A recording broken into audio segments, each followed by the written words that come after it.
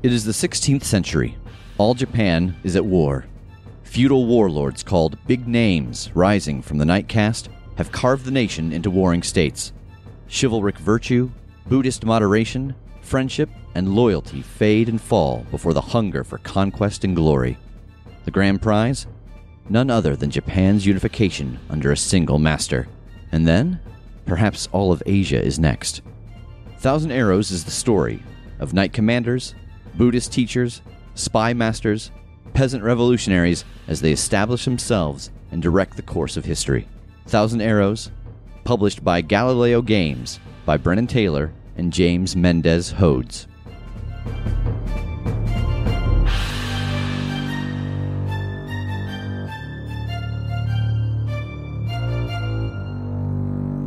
Hey everybody, welcome to The Critshow and our third and final part of our Thousand Arrows playthrough. Just a quick reminder of who we have around the table. Hi, I'm Tass. I'm playing Hayashi Hiroyuki. Hi, I'm Tej. I'm playing Maeda Akari. I am Jake, and I'm playing Ike the Grey. And I'm Rev, the GM, and Starwipe.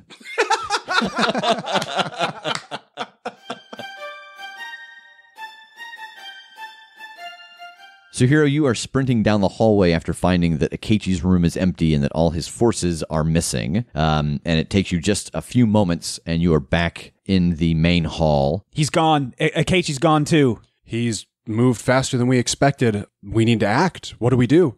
I don't know. We have to get ahead of him. He could be on his trail. He could be gathering his own troops. Well, if he's gathering his own troops, then maybe we have a chance to get ahead of him if we can get all the men together. But if he's gunning after him, somebody has to get there too. Somebody has to get ahead of him and warn him. I suppose I could send word ahead, maybe, with one of my spirits. That's fine. And then I will take a retinue of my men and we will get going and actually meet up with Oda if we can and warn him. So we stay and we gather all of the troops, but we send word ahead with a spirit, and we lean on that? I don't think that's enough.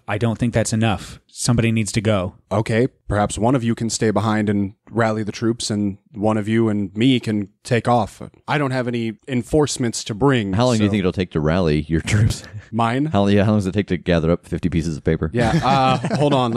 I got to make sure they're all here. 1, 2. You are down 6, though, I think. They're in the basement.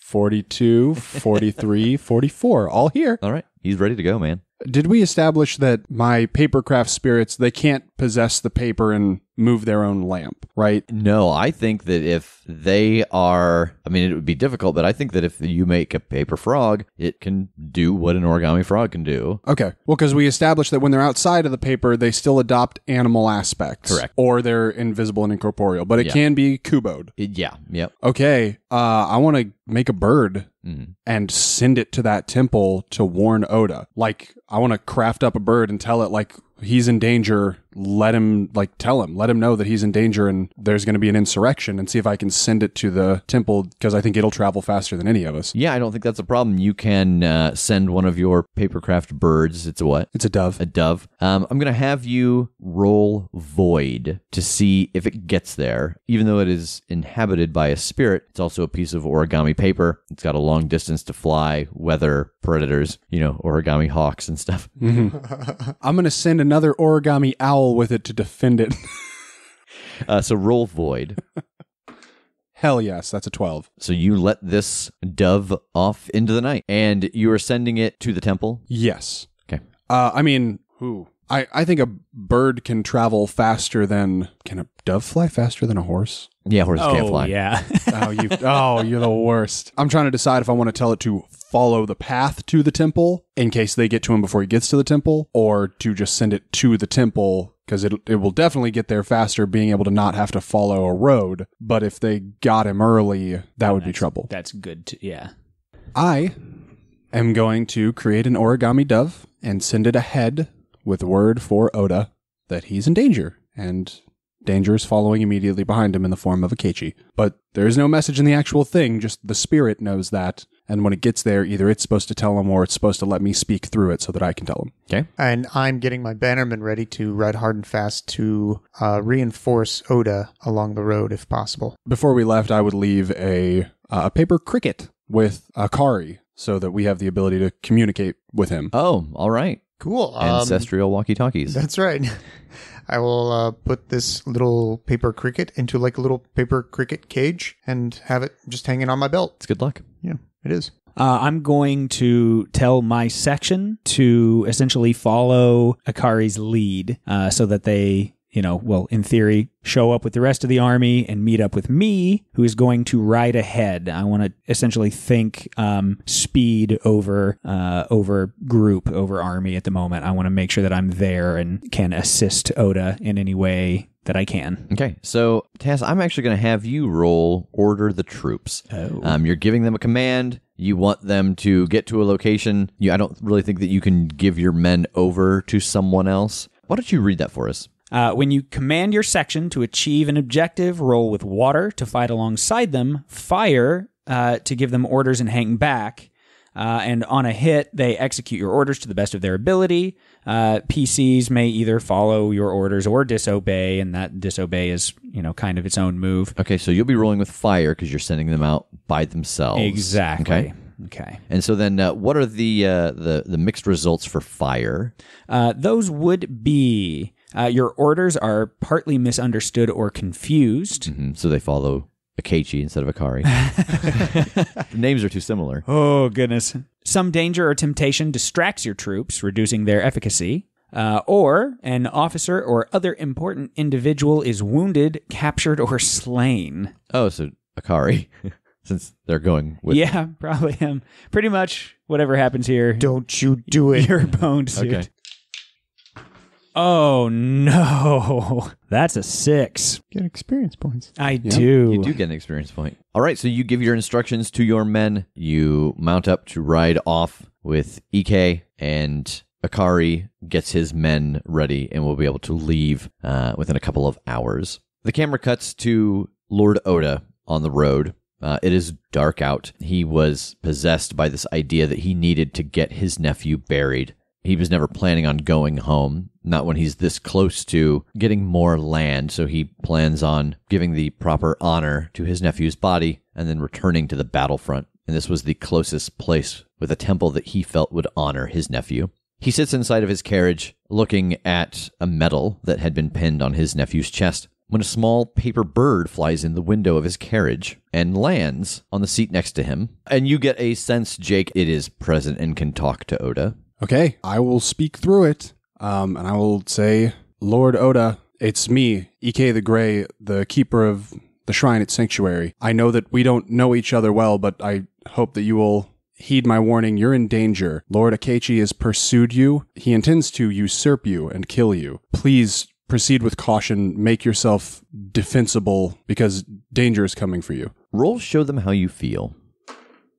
Boxcars. My God. All right, so the only option here that fits is getting him to be swayed by what it is that you say. There is no group around to watch. Lord Oda, not known to be a man that deals much with mysticism, hears your voice, and you can see through the dove's eyes that there's almost recognition on his face of your voice. I had a dream that felt like deja vu, and I'm in it again now. This small creature speaking with a man's voice to me. I will heed your counsel. We have moved very quickly. We will be at the temple soon, and we will set up fortification there. I will send for help. But if Akechi is moving against me, he must be doing it with a large number. There are things that have to be done to the temple to make it defendable. I'm not exactly sure that this is how this mechanic of the game works, but with each upcoming large-scale battle, there is a strategy. And so you try to achieve these objectives, and if you achieve all of them, it ends the battle and it turns the tide in your favor in a way that is unchangeable. And so I think that Lord Oda knows this place well enough that he's going to tell you what needs to be done, what he needs help with doing. They will need to fortify the temple. They will need to dig a ditch around it. They will need to construct barricades atop the walls. And they'll even need to build palisades of sharpened stakes to deter cavalry chargers. He also would need reinforcements. He tells you that he only has about 2,000 men with him, bannermen, and 40 pages. It is the smallest group that his other officers would allow him to leave with, but that would still let him move fast enough to get the body to the temple as quickly as he wanted. And you also need to kill Mitsuhide. So that is what he tells you needs to be done to properly defend the temple. Okay. How quick did this message get to him? Time has passed. It has been 4 or 5 hours. You've been on the road for probably 2 or 3.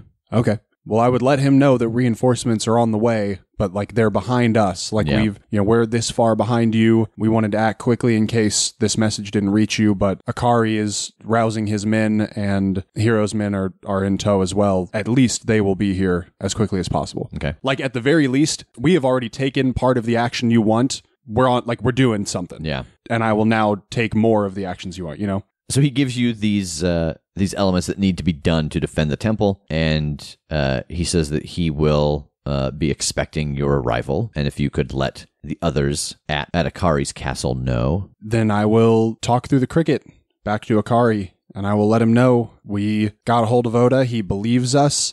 He is going to get to that temple and set up defenses as much as possible, but one of the things he asked for is reinforcements. So as many as you can rouse, bring everybody. We're going to have a big fight on our hands.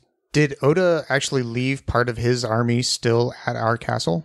Yes, both of his officers are still here, his son and his weapon bearer. Excellent. I will definitely go up to his son and say, hey, look, we've found this out. We know that Lord Oda is on his way to the temple right now. However, he's in great danger. Akechi is in hot pursuit of him, and he's going to end him tonight, if possible. We need to get to him right away and stop him. I don't think there's any hesitation in them of joining you in prepping the armies to get them to move to the temple. It'll take you a couple of hours to get all of the armies moving, and you know that they will move slowly, but you will be able to get there.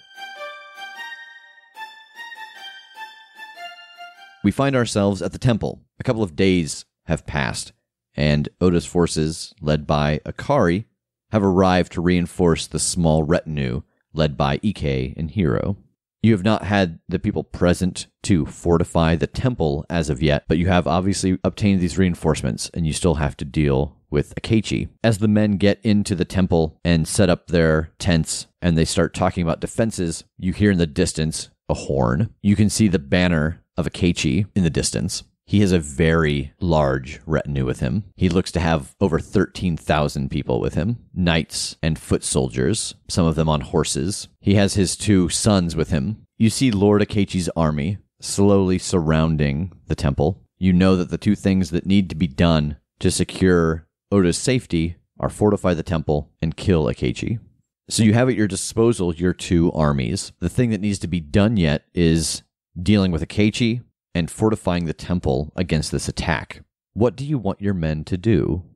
I think I'm going to command my men to deal with the fortifications. All right. And just explain it to them as, you're the best of the best. I think you being here to fortify and stave off is the best way to go. And then Akari, I would hope that would leave us open to essentially use your section to be kind of a strike team. The thought of decisively and quickly cutting the head off the snake. Absolutely. I think that the faster we get Akechi, the sooner that we can stop all this bloodshed. Awesome. Okay, I'm going to stay then, and I'm going to basically bodyguard Oda. I don't command men, like I can't send people out to do anything, I can't send them to fortify, but I am like a single person, I can protect a single person. Yeah. And ideally, I'm hoping I don't have to hurt anybody super bad, but I'm not bad at that. I do think that I put some origami creatures out, like to be advanced eyes on things. Like while I'm inside, that I've set them somewhere outside at like strategic points where a group of soldiers could fall, that I can check in every now and then and see what the status is outside. I think that with your origami animals, you could also attempt to implement a stratagem, which we haven't used yet. If you wanted to use them in a way of deception, stealth, misdirection, whether it's using them to distract fighters, whether it's using them to kind of conceal yourself, whether it's to use them as kind of elements for the other sections to be able to communicate more quickly with one another. Yeah, I could send probably like 30 of them out to just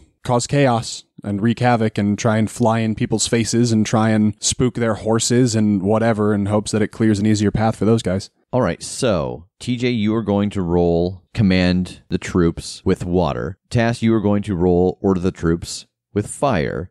And Jake, you are going to roll implement a stratagem. Ready. 12. TJ, before you give me your results, and this is how I assume this is going to work, because I know that you get advantage or disadvantage in this game. That's something we have not dealt with yet, because this is kind of the first time we're dealing with combat. So advantage or disadvantage means that if you're in a situation, whether weapons, armor, whatever, you have the upper hand against the enemy that you're going against, you get to roll 3d6 instead of 2, and you take the 2 higher. So TJ, you get to roll 3d6 because Jake is sending his paper army with you to act as a distraction. So you have advantage here because these soldiers have not ever seen this before. Nice. You're going against knights on horseback, but your men are also on horseback. So I think that all kind of balances out, and they're not expecting this small group to sweep through. Right. So you will roll with advantage. Okay, here we go. Ah. Oh, nice. That's a 12 All right. with advantage. Tass, what did you get? Experience. Excellent. All right. Here's something unique about Thousand Arrows, at least as, again, my understanding of the way that the rules work. Unlike some other games where you are dealing with combat, you do multiple rolls and you maybe fall back and you reconsider and you try a different move, you try a different power, whatever. These battlefield moves are long spanning. You make one roll and the effectiveness of that roll kind of dictates the next image that you go to. So with a 12 on TJ's roll, as well as a 12 on Jake's roll for the group that is going out into the battle, we get a bird's eye view. Well, not even a bird's eye view. We get a paper bird's eye view of the battlefield as it soars down onto this group of 12 horsed knights with 2 additional soldiers with them. They weave in and out of the battlefield, picking off targets as they go, trying to make their way towards the banner at the back. They're stopped just short of the final banner by the 2 sons, Mitsuyoshi and Hidemitsu.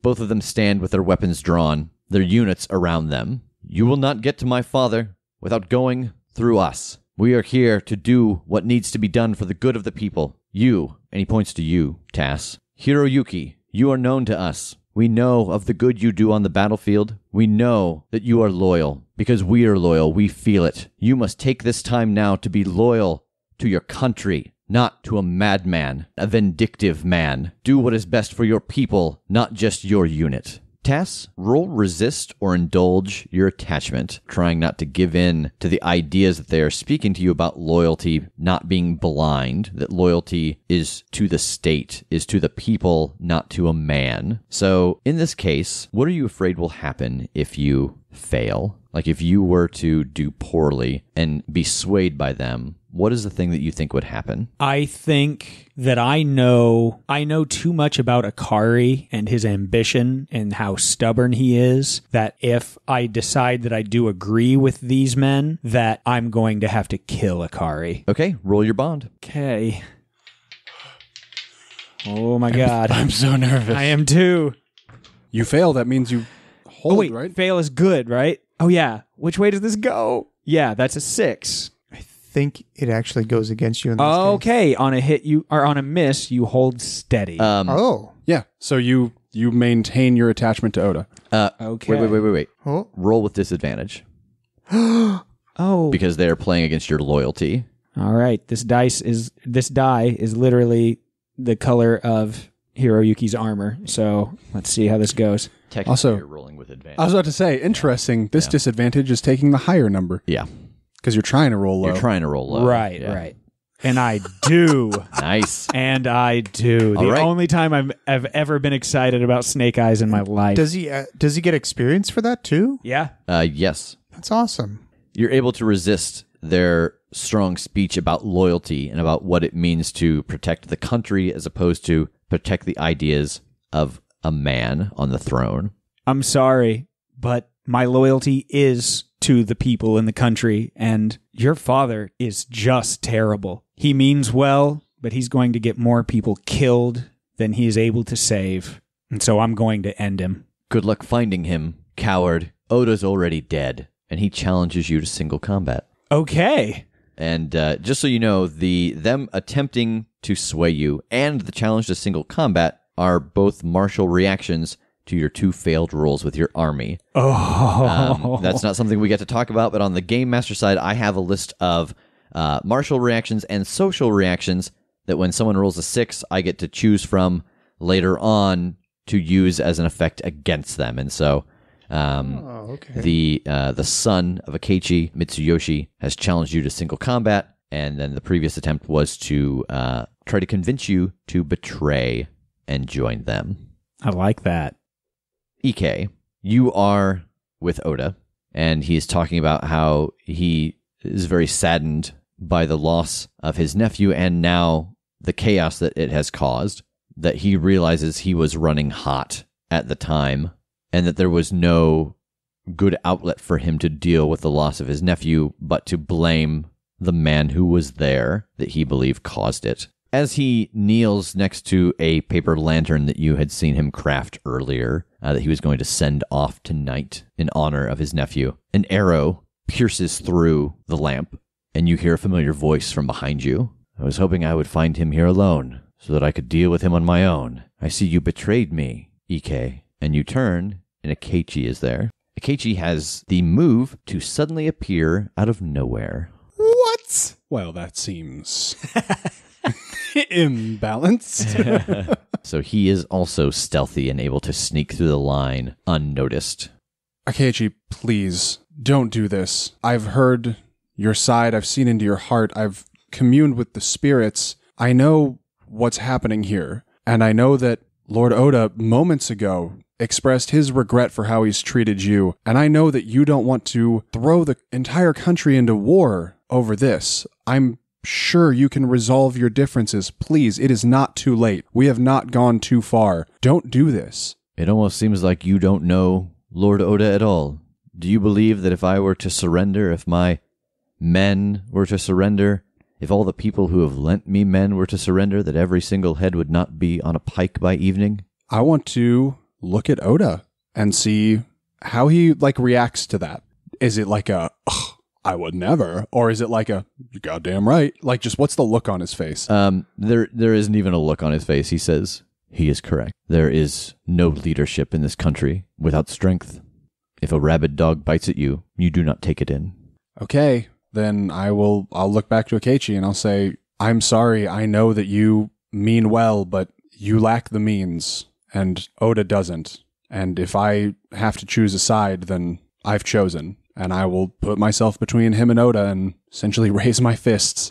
All right, so we're going to use a new move here. Jake, betray your attachment. Yeah, I am going to essentially burn my bond with Akechi here, and this move allows me to take over, to narrate what happens within some constraints. I can't control PC or NPC actions, and I can't commit murder, but I do get to win by doing this. Yep.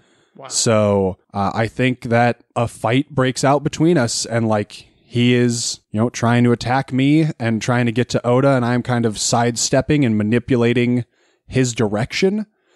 And I have essentially set up some spools of rope around, and I use my fighting style, my style that allows me to grab onto things and kind of change direction rapidly. And I'm using the columns in this temple, just the wooden support beams, and I am basically spider webbing him.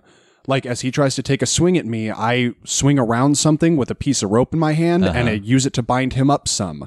And then as he moves again and sort of stretches out that other arm, I swing around something and I use a piece of rope to bind him up. And just one by one, I wrap him up in these ropes. Okay, so there's these large columns, and for a moment he's able to move freely between a number of them, and then suddenly he's kind of stuck close to 2 of them, but then the ropes pull, and so ultimately he ends up in the center of all of these columns, ropes between him, binding him in the middle. Yeah, just kind of like arms outstretched, I've gotten both of his wrists, and some around his waist and his chest, and some around his legs. And yeah, he's kind of caught in the center of this place, tied up. Awesome as hell. So, Hero, you have been challenged to single combat. TJ, what are you doing? I'm going to challenge the other son to single combat as well. All right. You believe that if you can, Mitsuhide seems to not be here, but if you can get rid of Mitsuyoshi and Hirumitsu, that you will be able to disperse the army out here. So this is a new thing as well. We're going to roll some single combat. Nice. Single combat! Dun, dun, dun, dun, dun, dun, dun. We're all very well trained. You can tell because we stopped before 7 seconds so that we wouldn't get sued. All right, so the way that single combat works is that you will roll single combat. On a 7 to 9, you pick 2. On a 10 or more, you pick 3. What you have to choose from are keep your guard up, show off your skill, break their structure, press the attack, and disengage. And each one of those has a different effect. Then you also have options to choose from based off the weapon you are currently using. Long swords, glaives, all those different things have different moves that you're allowed to use during combat. So what you guys will do is roll right now, and based off that success, you will make a list of what you're choosing. I, behind the Game Master screen, knowing that these two are legendary characters, they also get to pick moves. Then we will show each other the moves we have picked. We will go through and see what ones cancel each other out, and then we'll find out what the ramification of that part of the battle is, whether it requires perhaps another roll of single combat. So yeah, let me take a look here at my weapons. You guys take a look at yours. What weapon are you using? I am using my whistling glaive. All right. And I shall use my weighted chain. All right. Roll single combat. And we fist bump as we walk towards our target. That's right. Of course. I got an 8. Okay. I got a 7, barely. All right. So you both get 2. All right. So we have all rolled. Akari with his chain. Hiro with his glaive. As they approach, you see that Hidemitsu draws a long sword and Mitsuyoshi draws a gun. Oh, good. Which one am I facing? It's The just one a, with the long sword. just a 9mm semi-automatic, and he opens you up. All right, so let's read them out. What have we got? Let's go with Akari and Hidemitsu first. Okay, so I want to break his structure first by entangling him with my chain. Uh-huh. And then on my second move, I want to press the attack to give him some damage. Okay, and that is actually the exact same thing that he does. What? So I imagine that the way that this works out, he also had the ability to, he kept his guard up, but did not pick the right thing to stop what you were doing. So I assume that it maybe just kind of happens in a very quick second that you wrap the chain around his leg, you pull him off guard. While he's down, the heavy end of the chain comes down and clubs him in the face. He's able to roll out of it after a moment, sweeping your leg and slashing you with the long sword. Oh, sweet. So you both take +1 attachment to self. That's awesome. And then let's go with Mitsuyoshi and Hiro. I chose keep my guard up in regards to having my structure broken and deliver a crushing blow. All right. He has picked pierce armor with his gun. He has also picked reload in 30 seconds and then press the attack. So I imagine you step forward, trying to protect your weapon from this firearm. Nothing happens. He doesn't fire at you yet, and you swing the glaive heavy at his side, cracking his heavy armor. As you do, he pulls the trigger on his gun, piercing your armor as well. He rolls to the side as he does. He is able to reload the gun rather quickly, more quickly than you would imagine, and fires again, giving you a +1 to self. Oof. Agreed. Well said. I think that at this point, nobody is rolling advantage or disadvantage because it's kind of an even playing field. So everybody roll single combat again. 8. Also 8. All right, so you both get to pick 2. All right, so let's reveal our results. Do we want to go in the opposite order, or you guys want to keep in the same combat order? Sure. Let's... Okay. What you got? I went a little more cautious this time because I just got shot. And You did. I didn't enjoy it. Yeah. So I think I'm staying low here as I'm trying to kind of anticipate his shot and creep in. Okay. So I went with keep guard up in regards to press attack. Uh-huh. And I'm going to try to deliver another crushing blow. Okay. So he reloaded in 30 seconds because he fired his gun twice last round. Mm-hmm. He does go to press the attack, but you are able to keep low and dodge the bullet.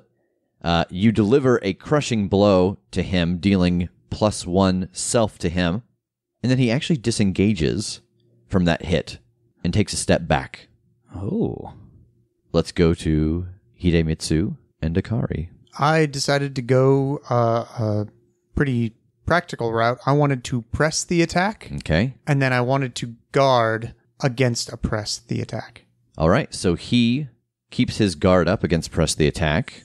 You keep your guard up, and as you do, he shows off his skill with the sword, dismaying you at how he is able to wield this long sword with the speed of someone dealing with a short sword. And then he also disengages for a moment. And the two step back, and they point to the army around you. You can clearly see the direction this will go. It is useless for the two of you to die here today. Join us. Help us unite the country under someone that we don't have to flinch every time they raise their hand. How you guys feeling? How you doing? Pretty good. I guess I was dismayed by his skills, but I feel like I'm ready to press the attack some more. You both have a bond with Akechi. I'm going to ask you both to roll that bond with Akechi. TJ at disadvantage because of his dismayed effect, seeing all the men around him and having been waylaid with this single combat. Well, I guess unless you guys want to just break your bond. Yeah, I mean, at this point, that's what sticks out to me is this is the decisive moment that I have been trying. My bond with Akechi has been trying to impress him and show him that I'm worthy of being in his army and that, you know, that's my attachment to him. He didn't believe in me. I was going to show him why he should.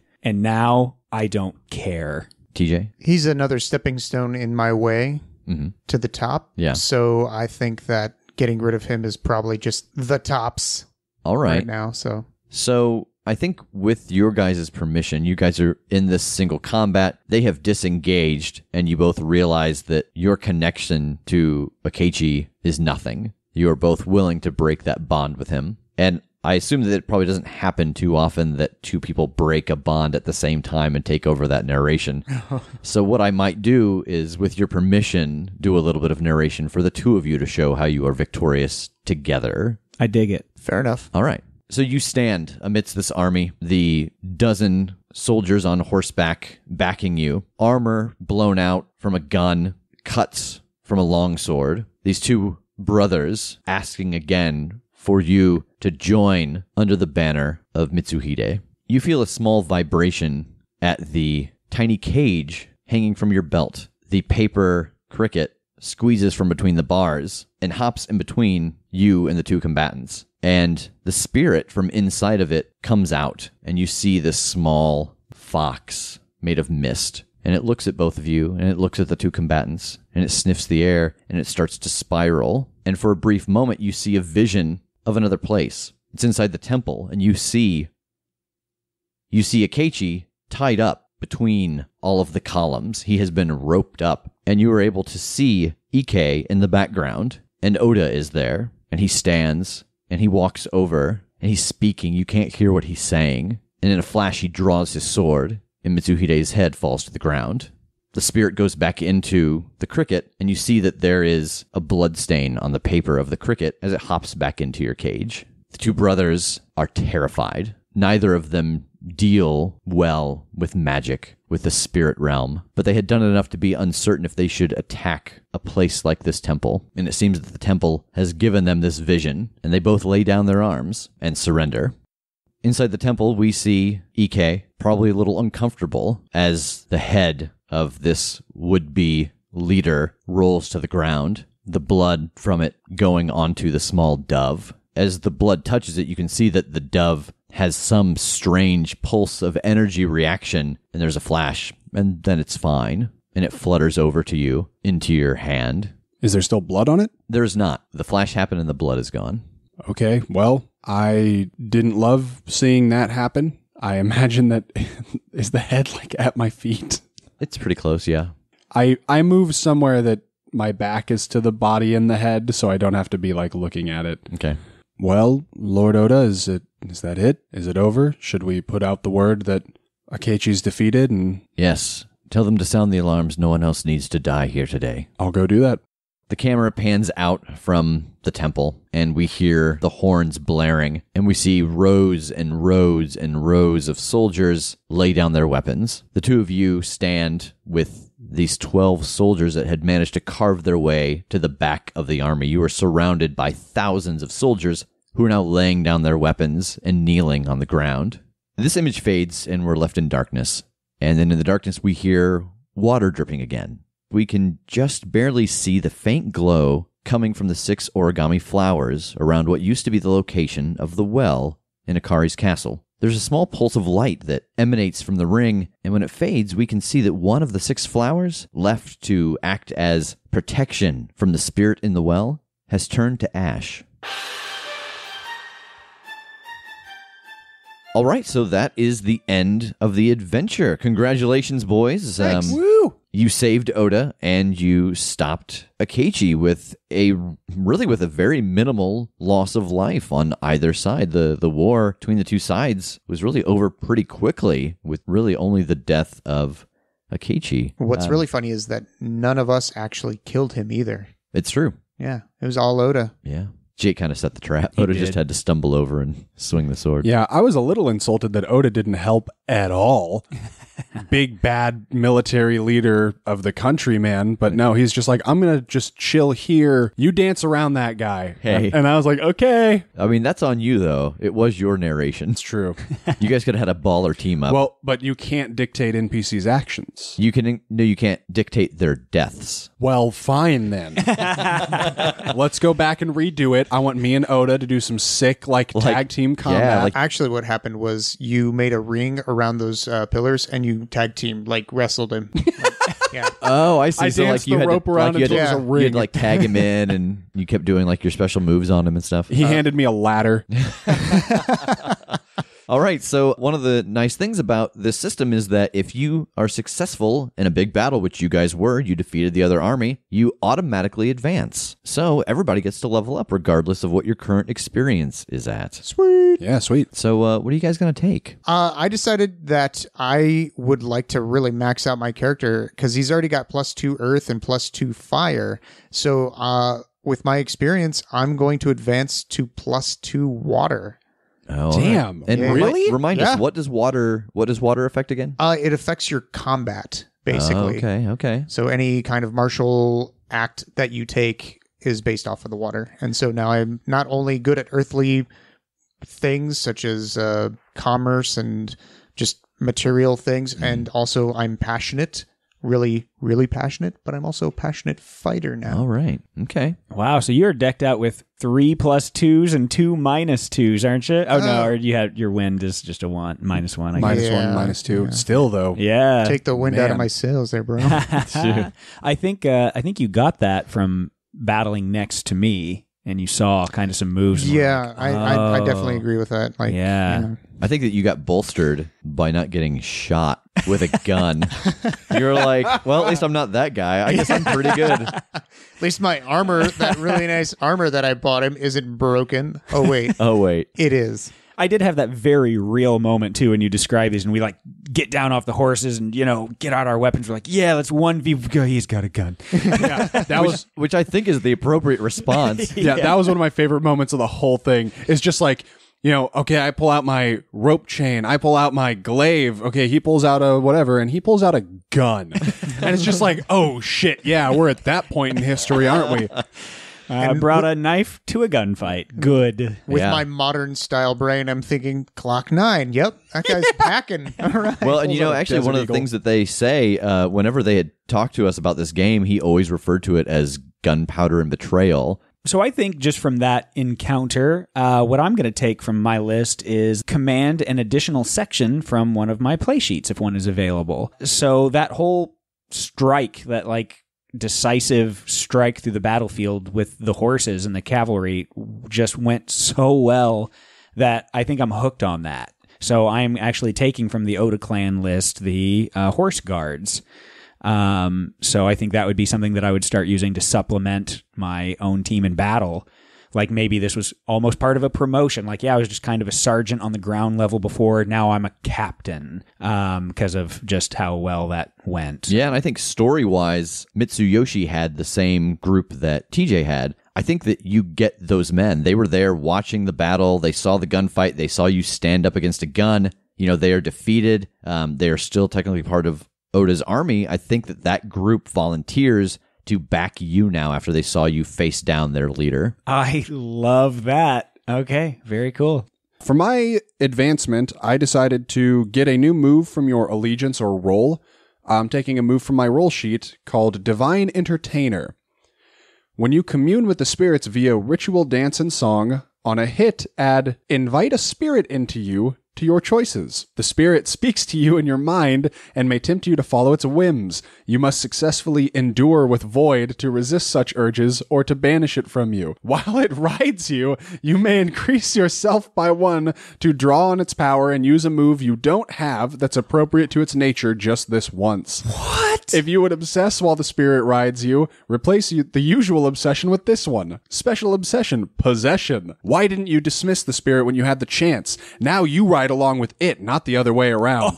The spirit's choices, appetites, and goals supersede yours. Exit your obsession when an exorcist drives out the spirit, you achieve its major goal, or your soul gives up and flees your body as a ghost, leaving the spirit in charge. In which case, the new spirit in the old body is your character now. Oh, jeez. That's amazing. So, oh my gosh. But the purpose of this move is that you are putting this spirit into your body so you can use a move that makes sense with what it is that you don't possess. So it's like a wild card. Yeah. And then it may just take over and that's you now. Yeah, but yeah, if you get to pop off one good move that you don't normally know that might be really situationally relevant, but if you don't endure, I might be this person now. I love everything about the shaman. Like when he was reading through the different ones, I love the shaman. All right. Well, do you guys have any final thoughts? Any particular moments that stuck out to you that you really liked, or any of the mechanics that you were kind of taken in by? I kind of liked the show your emotion mechanic. Like the idea that it's almost like you're trying to sway them with like a passionate speech or with your actions or somehow. And the idea that, it can be very powerful to show those emotions within the setting of this story and everything. Yeah. Getting Oda on my side with that, just like dropping and bowing and basically showing how loyal I am to him with my emotions. Like that was pretty powerful for me, I thought. Yeah, I agree. And it's kind of counter to how some other games handle it. Like in Pathfinder, you sense motive, or in D&D, you roll insight. Like, you could just be like, oh, no, I'm telling the truth, and they need to interpret it. But in this case, it's like, no, I'm telling the truth and I'm gonna sell it. It's not like diplomacy where you're like trying to speak the right way to win them over. It's just, no, I'm giving this all of my truest emotion in the hopes that I can sway them. Yeah, and it's not like manipulating. It doesn't have any negative connotation. It is, here's my true self, what I truly believe, and they are moved by it, possibly. Oh, exactly, yeah. I think there are very few games, honestly, anymore that I enjoy combat playing these games, the pen and paper. Just at this point with, the podcast that we play and the Powered by the Apocalypse systems, I'm just getting so used to something that's a little bit more fast-paced and story-driven, as opposed to, the clunkier, roll your dice, does it hit? No, move on. So I really, really like, first of all, that this is set up with the battles as essentially a very few important roles that tells a story, as opposed to trying to, play a game of Risk. When you kind of see this and go, okay, this is going to be a big battle thing, that can almost worry people or excite people if they're into that. But for me, it was really cool to see how that worked and to be able to go, yep, this is embedded in the story and we get to, build a narrative around it as opposed to crunch numbers. Yeah. And even down to single combat and that idea of essentially matching cards, like how does what you do affect what they do and vice versa. It's dynamic. You don't see stuff like that, and it works. I think it's really, really cool. Yeah, and I really like the kind of the option for narration. A good example is all of the troops leaving to come to the temple. Like, we could have played through those couple of days, but for what end? We know where this is going. We know where we want to get, and so one of the things they really talk about in the book is using narration, that you can scope over something to get you to a new place. And I think that that's really nice, and it's shown even better in the breaking of bonds. Yeah, that's what I was about to say.